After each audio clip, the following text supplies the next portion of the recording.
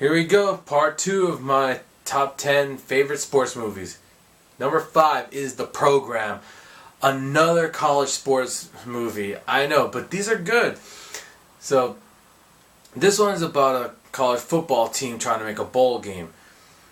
And it goes through an entire season and also shows some of the things that college athletes go through being in school, being on the field.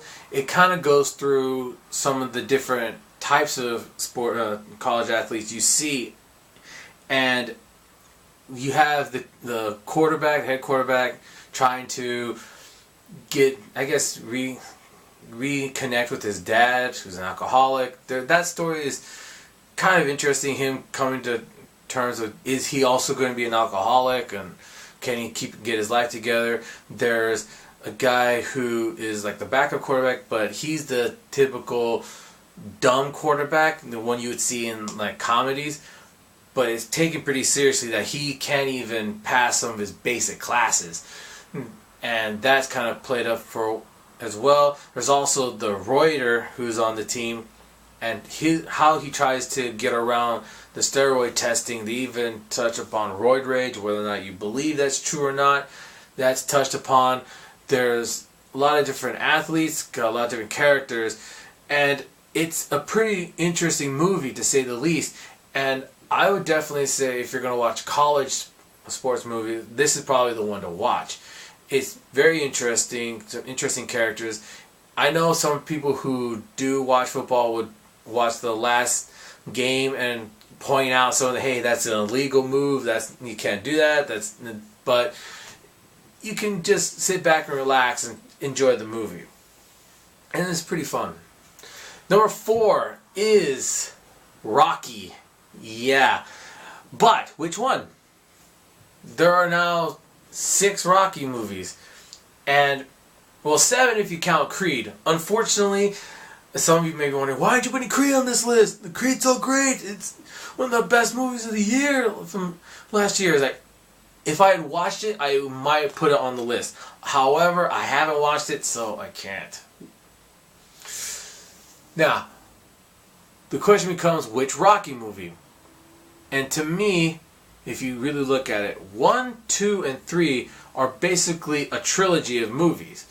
Because you see Rocky starting off as a leg breaker for the mob, having boxing on the side, and getting a chance to show what he can do against the world champ.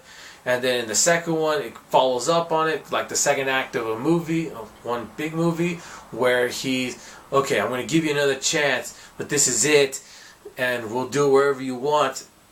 And then part 3 is, after he becomes champion, what happens? Because in so many movies, you'll see them win the title, but they never show the aftermath. And 3 shows a really good aftermath of it, and also introduces us to a pretty big bastard in Clubber Lang. And not to mention some of the stuff that goes on in that movie, not to mention the character growth from Apollo Creed as well in 1, 2, and 3. So I kind of see this as kind of like one trilogy of movies, and for that I have to put all 3 of these movies in that spot as my number 4 sports movie. I can't just cheat and go, this one's here, this one's here, this one's here. To me, that would be cheating. Not to mention, it's my list. I can put the trilogy if I want. Some of you may be asking, what about 4? It's pretty separate from the other 3. It's a standalone movie. Not to mention, it does have a very 80s feel to it, especially since his opponent is a Soviet. And who under the age of 30 even remembers what Soviets are? Even if you're like 25, you probably don't know what Soviets are. So yeah, Rocky 5,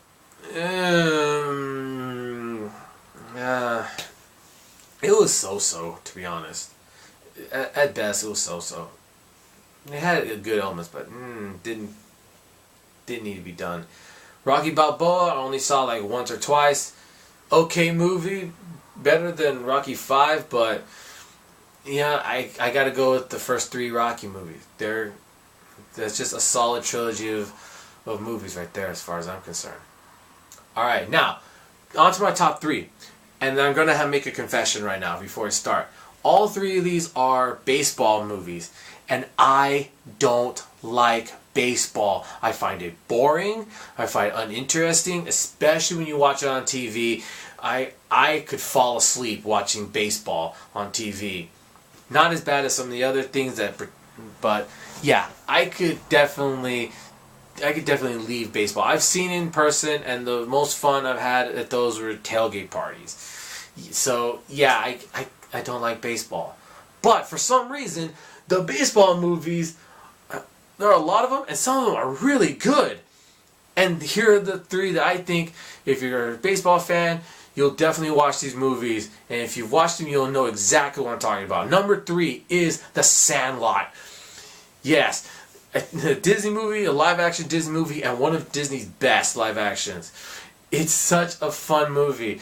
The guy starts by reminiscing about his childhood. He's a new kid who moves into this town, trying to make friends, and he runs across these 8 kids at a baseball diamond, and they're trying to, they're not a official team. There's just a bunch of kids that just like playing baseball, and since they're missing a 9th player, he decides to join in, and for a while it's kind of his journey to being accepted in the group, and then their adventure together, and also towards the end this confrontation they have to have because their baseball diamond, wherever they hit a home run, they don't dare go into it because of the Beast. If you ever watched the movie, you know exactly what I'm talking about.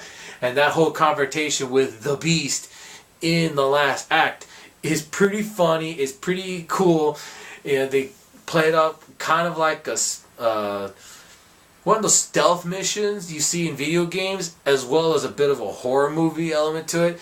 It's fun. I enjoy the hell out of that movie. And it's one of those movies my brothers and I, even my cousins as well, we quote it. You're killing me, Smalls. Yeah, it's fun. But, number 3. Number 2 is A League of Their Own. Man, this is a good movie. And some people have tried to label people who don't like the Ghostbusters movies as being, the new one I should say, the new Ghostbuster reboot, as being sexist or misogynistic.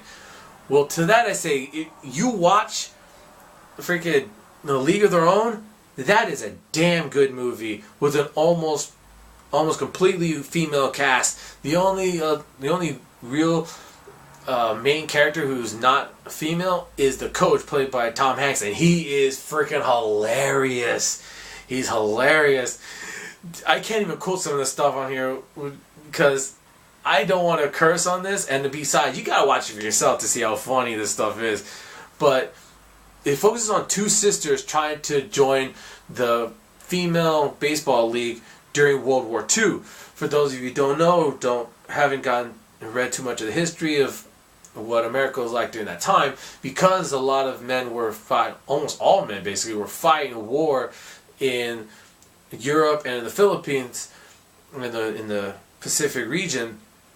You didn't have baseball players. So what people decided to do to help people at home were, okay, then let's have a female baseball team, a females baseball league. And it's a pretty cool little movie about that league. And it's one of those movies that I really enjoy. And you see the 2 sisters, they have really good, believable chemistry because they care about each other, but especially the younger sister, she has this, I have to beat you at this. I have to be better than you at this. And anyone who has a sibling knows exactly what I'm talking about. Especially, even if you're the closest of siblings and you are really close and don't really argue with each other, you know in the back of your mind when they're doing something, you're thinking, I can do it better than them. I can be better than them. It's such a good concept and so well done, especially since the 2 sisters have different relationships with their team members. And that, to me, helps make the drama between them work, especially once they get separated and come together later on. It just works. And there's some really cool characters to it. Madonna and Rosie O'Donnell are in this movie. and they're funny as well. They make believable friends. And I talk up this movie a lot, and for a while it was my number one sports movie. It was number one. But another movie came out recently that just usurped that spot. And that movie is 42. Yes, 42. The story of Jackie Robinson. It's so great. If you watched any baseball movie, I recommend watching 42. Based on Jackie Robinson's struggle to become the first black professional baseball player in America. It's done so well, and the actor, I don't even remember his name because all I saw was Jackie Robinson. I just kept referring to him as Jackie Robinson. He was so good and believable, and he was vulnerable. You see him in this progression from signing with the Brooklyn Dodgers, but going to the minor leagues first, and spending a season there, and then getting to the major league, the big time, the contract signing, the struggles he has with not only the opposing teams but also his own teammates. And that to me was interesting. They don't shy away from the fact that some of his teammates didn't want him to be there. And that's what I liked. It was a true human story that had baseball as the glue to hold it together and to put us into something we understand. Because not everybody knows about racial discrimination or has experienced it, but we all know baseball. We all know what it means to be part of a team. So to see him go through that was really good. It was such a great movie. And what I liked the most about it was the movie knew exactly where to focus. So many times in so many other movies that deal with a minority cast or a famous minority character, whether they're black or Hispanic or whatever, they focus on the white person adjacent to it. Look at The Blind Side, The Help, as an example of this. So it was great to see a movie know to focus on the minority. Jackie Robinson himself, he's the focus. Yes, you can see some of the people around him, but you got to come back and focus on who's important here, and that's Jackie Robinson. Done great. The baseball scenes are done very well. Jackie, the actor who plays Jackie Robinson, goes the gamut of laughing to kind of like humble to anger to sadness. All these things are shown throughout this movie, and it is such a great movie. I had to put it at my number one favorite sports movie, hands down. So, some of you may be wondering though, that's interesting. How come Caddyshack isn't on this list? That's an American classic for a lot of people. Well, that's a good question, hypothetical viewer. I will tell you why Caddyshack is not on this list in my next top 10.